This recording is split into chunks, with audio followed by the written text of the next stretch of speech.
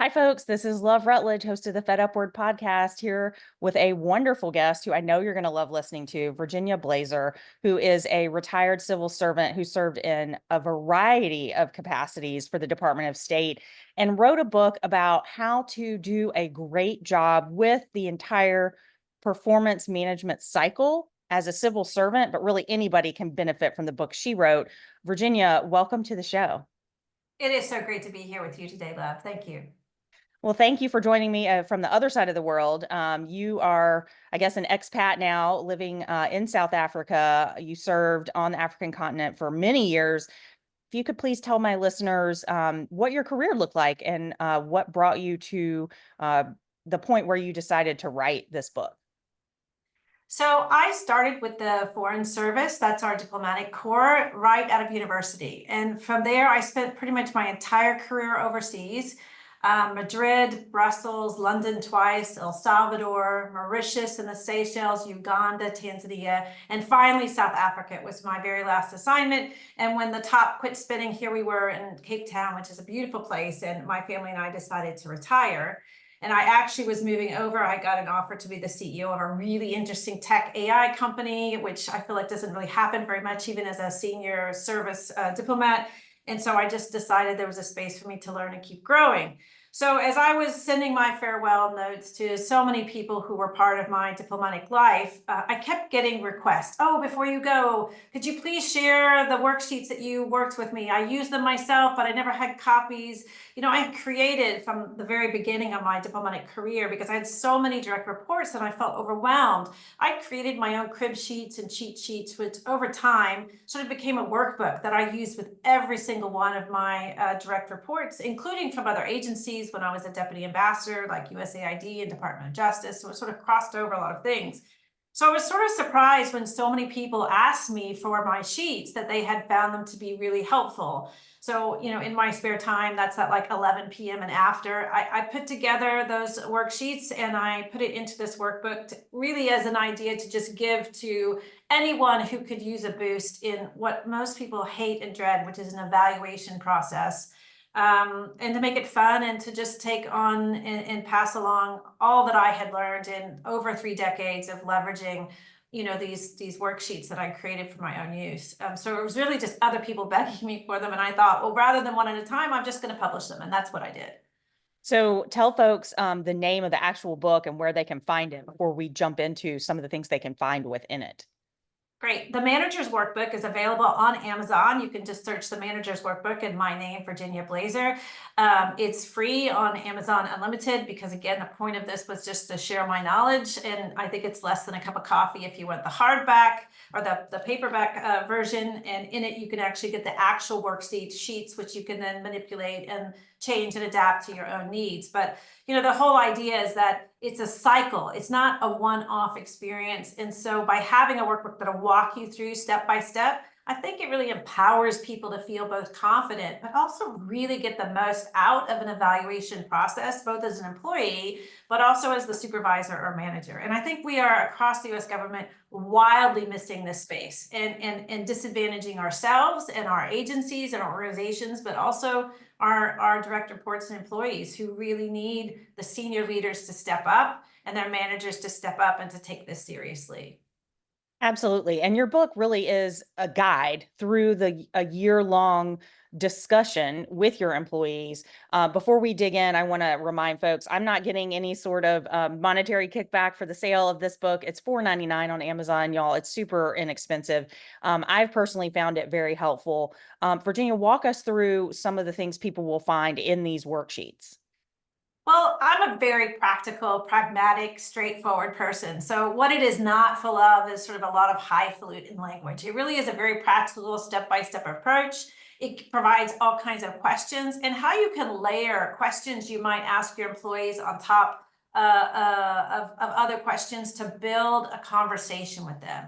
And I think, a couple of tips I think that are really important. One of the things I learned, and I think this shocks a lot of people, if you're going to be a really great evaluator, one of my top tips is you don't talk during the evaluation meeting. You maybe talk 10 or 20% of the time, and it's your employee that spends most of the time talking, reflecting, growing.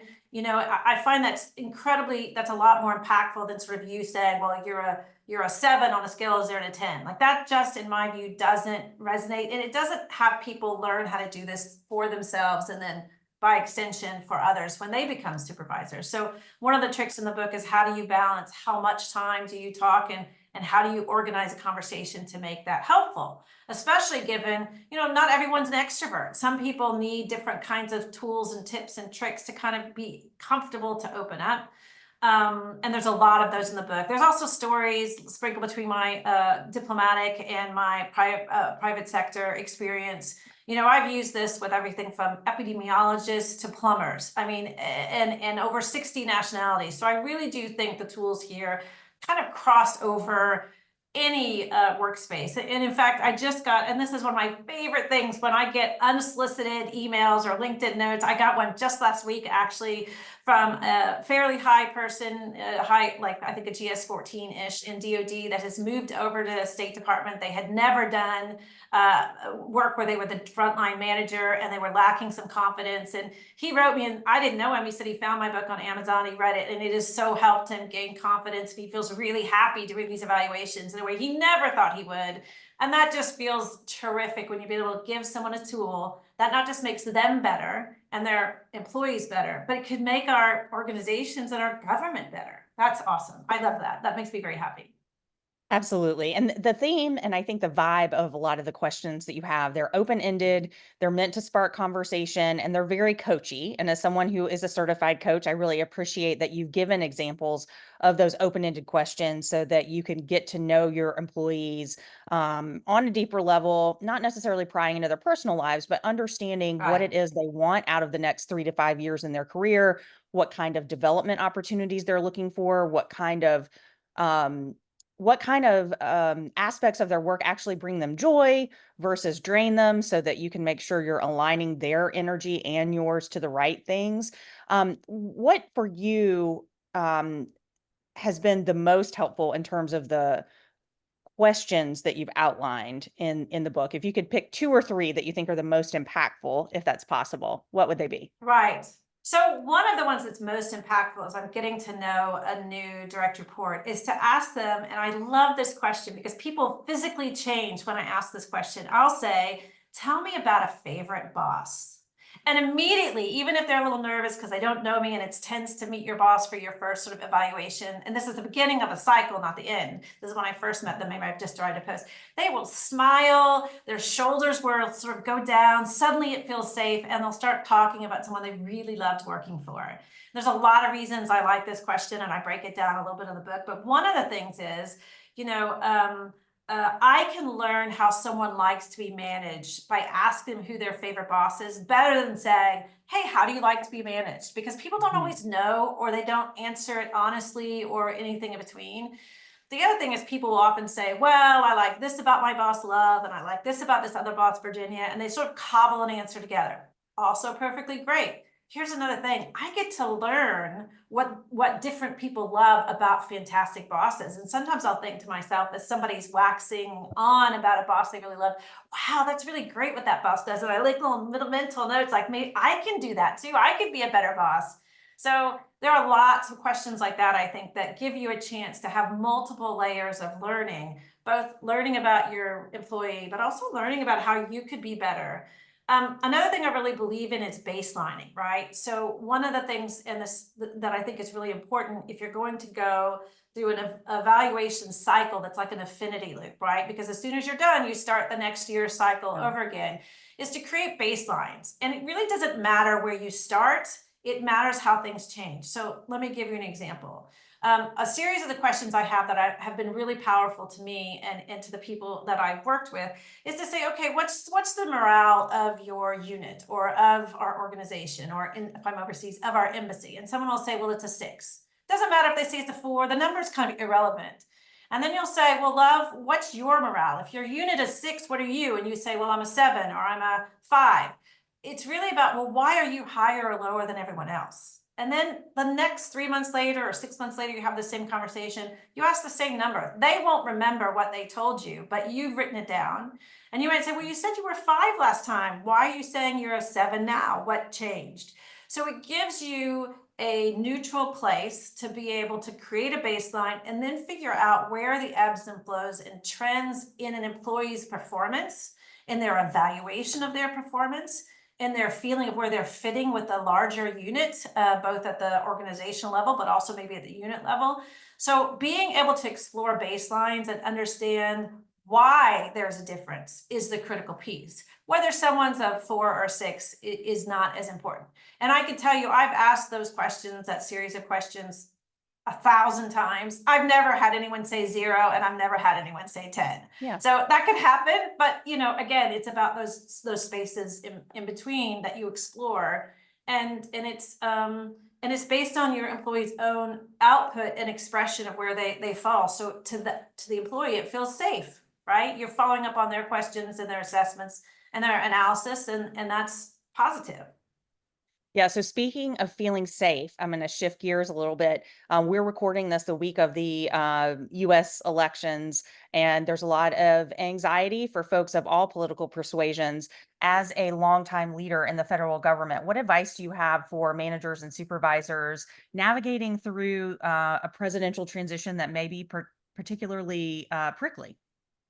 Right. Look, I think the first thing you have to do is to be a neutral party, especially as if you're senior career person. And that can be hard, right? When you have very strong, passionate, political feelings, which you are entitled to have. I am not at all arguing on either side. People should have their values and they should care about our elections. They should care about politics. But to me, in the office, your job as a senior leader is to be a leader for everyone and to model neutrality and fairness, dialogue when it's necessary. I think you're the leader. You're the person that others need to emulate in your sophisticated, kind, professional approach. So if you slip into talking about politics in a way that would alienate anyone on your team, you need to just stop and take a step back and think, well, maybe that's not what I would want to hear if it was my leader and I felt differently, and reframe, how you're discussing things. Look, don't we want to live in a country where people feel passionately about where we're headed and about our politics in a general sense? I do. I don't want to live in a place where people are neutral or uncaring. But you're the senior person. It's on you. It's incumbent on you to be the most professional in those discussions. I don't know. What do you think, love? Yeah.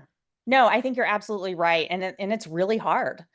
It's really hard It to can maintain be. that neutrality without crossing the line into apathy, and so I think that is a challenge for all of us. So this is a call to everyone listening here, whether you're a supervisor or not, to maintain a positive attitude regardless of the outcome of the election and what your personal political feelings are, to be the best leader that you can be. It's really For difficult, y'all. everybody on your team. For Yeah. everybody on your team. Right. They all deserve your professionalism and your commitment to them. I think that's I really agree. important to remember and focus on, that everyone on your team, regardless of political affiliation and whether or not they agree with you, deserves your respect and support as a leader. So thank you for that reminder, Absolutely. Virginia. That's so important. If folks want to find you, I know we talked about where they can find your book. If they want to connect with you, where is the best place for them to reach you? Probably the best way to reach me is through my LinkedIn page. Virginia Blaser. I'm currently the CEO of a company called Auxilia. So you can see that reference, also a retired diplomat, and my book is listed on there too. So please do find me if you have questions about the book. If you want to challenge anything in it, I would love, your reclamas or your opinions on it, your own experiences. So please do feel free to reach out to me on LinkedIn. I would love to be in contact with you and to learn from you too. Thank you so much for your time and for joining me on the podcast. Such a pleasure.